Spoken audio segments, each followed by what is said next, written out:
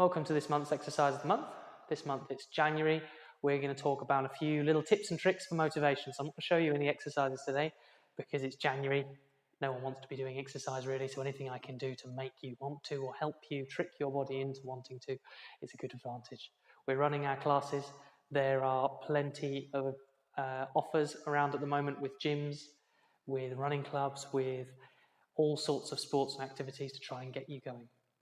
At the moment, our offer in January is if you come to one of our classes and you introduce a friend, you get a free class. It's a really nice way of motivating either yourself or the friend to do some exercise. That's because of a few little factors.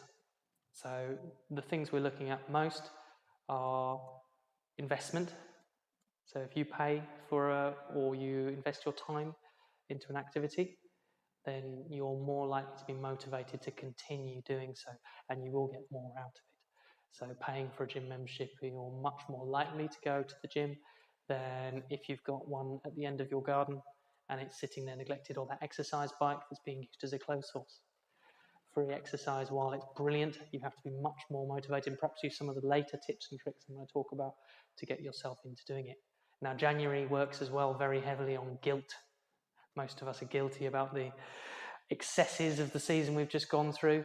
And that works well with the bringing a friend along to exercise as well. Guilt is a big motivator. If you feel guilty about letting someone down or not getting your money's worth out of an exercise, then you will be more likely to go and do it. However, it's perhaps not the healthiest way of motivating yourself to get fit and healthy. Aside from that, you can look at things like routine. If an exercise is always done at the same time, you might start to feel odd or not quite as good if you're not doing. Routine is another really nice way of fitting exercise into your daily life, whether it's while you brush your teeth. Lots of the exercises I've done in these videos can be done while you're brushing your teeth. We're looking at your kind of investment, your guilt, your approach to doing it. On the other side of the spectrum to guilt, you've got fun, you've got your social aspect of it. If you do something you enjoy, you're far more likely to want to do it. My advice to patients is always, if you want to do more exercise, find something you enjoy where exercise happens by accident. Whether that's hiking, whether that's riding bikes, whether that's doing any particular sport. It doesn't have to be a team sport, it can be an individual activity.